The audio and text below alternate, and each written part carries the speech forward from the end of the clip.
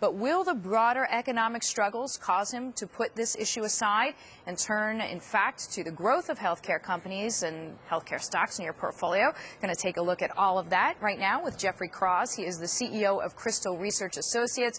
His firm is an independent research firm that advises institutional funds worth about $6 billion. A lot of names that we know. Jeff, welcome from Wall Street. Glad to have you as always. In general, what do you think of this question? You know, there are pressing, looming economic concerns. Will Barack Obama be able to look at healthcare in the way that perhaps he wants to? I think so. I think he's going to be looking at it in a very innovative fashion. It's going to be a fresh look.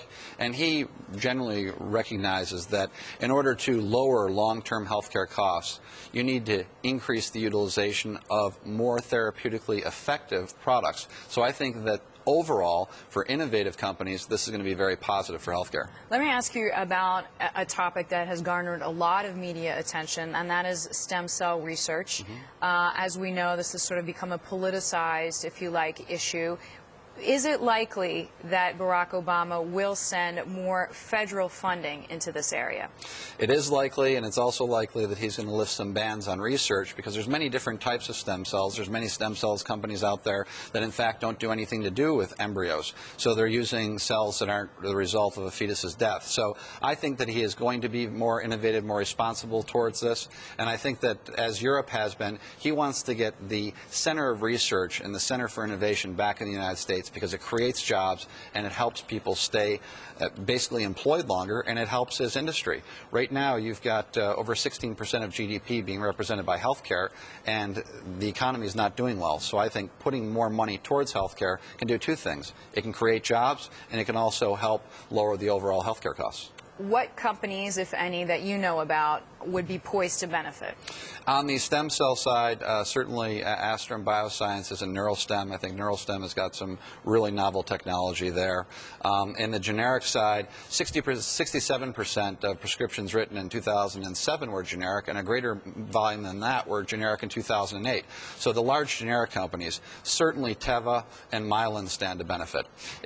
And those for their own reasons as well, not just in this stem cell research area, right. But overall you like those as generic picks? As generic picks. They're going to increasingly utilize generics. As I said, over 67% of drugs written, prescribed, were generically prescribed.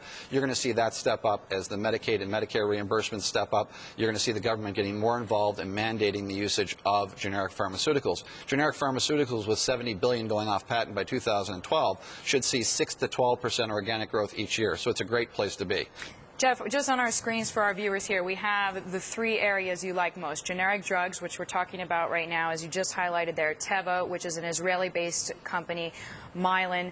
You also like large caps with innovative products. Is this through, just out of curiosity, organic growth, or is this through the large pharmaceuticals going out and buying biotechs or buying sort of the healthcare IT companies? How are they going to see this kind of innovation? Great question. It's going to be both. You're going to see companies like Pfizer losing a patent on Lipitor, obviously $11 billion going off patent there. We like Pfizer. It's got a 7.4% dividend yield. I believe they're going to utilize that cash to both accelerate the internal product pipeline and as well as take advantage of these depressed valuations we're seeing in healthcare. Same with Johnson & Johnson. Johnson & Johnson, and over a 5% dividend yield.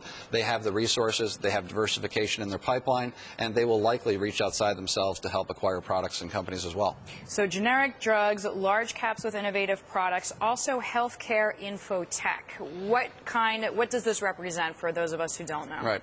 Well, it's sort of two areas. The first area is information technology with regard to pharmaceutical utilization, cost containment, managed care, people who help process information more efficiently to know what doctors have the best track records, what patients prescribed drugs did the best, etc. Incorporating all of that with insurance reimbursement type of information. The government has said they're going to put over $20 billion towards healthcare information technology infrastructure over the next 3 to 5 years. That's a big investment. The second part of information technology, if you will, is companies with technology, innovative technology along the device platform. Companies like Unilife with a retractable syringe. Over 35 billion injections are done annually. 600,000 people in the United States, that's worldwide. 600,000 people in the United States suffer a needle stick. It's the #1 way Hep B, Hep C, and HIV are transmitted. If you can get rid of needle sticks, that's great. The medical house is also in that format with an auto injector. So there's two companies, the medical house and Unilife, that people haven't heard of before, that could be huge in this marketplace. Let me ask you too. I mean, these are three areas, obviously really reasonably and well thought out. But I mean, overall, people have waited a long time for healthcare to outperform, and it hasn't. I mean, it's sort of ended up being the dog, if you like, in many ways, or one of the dogs. So is this 2009 really the year? I think 2009 is the year to search through the rubble, if you will, and pick up the valuations with the product pipelines that are attractive. I think you're going to see the haves separate themselves from the have-nots. Certainly a lot of biotechs that can't fund themselves are going to go out of business. But I think overall the innovative companies are continuing to do well, and I still believe healthcare is the right place and represents the right prescription for financial growth for your portfolio in the future. What if there are some changes, sort of broad sweeping changes as far as Medicare, Medicaid? Do all of these picks, all of these investment ideas hold up? The ones that we mentioned, yes. I expect to be pricing pressure. I expect there to be broad sweeping changes, and not everybody's going to do well. If you're a psych hospital, you're probably going to do well. If you're a dialysis hospital, you're probably going to do well. But there are areas in healthcare that aren't going to do well because they have to cut out a lot of the fat. There still is a lot of fat. And if you're a pharmaceutical company that's marketing a Me Too product and you're marketing it off-label, Waxman and Dingle are very upset about that, and those practices are going to stop. Jeff, I just want to ask our tech team to put that graphic back up. Generic drugs, large caps with innovative products, and healthcare infotech. These are the three best investment ideas 2009 in the healthcare sector. Yes, and I think one key thing that we didn't mention is biologicals. The ability to have a generic version of a biotech product, which is going to become a commercial reality over the next few years, and Obama is going to push for that pathway to take place. All right, Jeff, we thank you as always. Great ideas. Jeffrey Kraws there, the Chief Executive Officer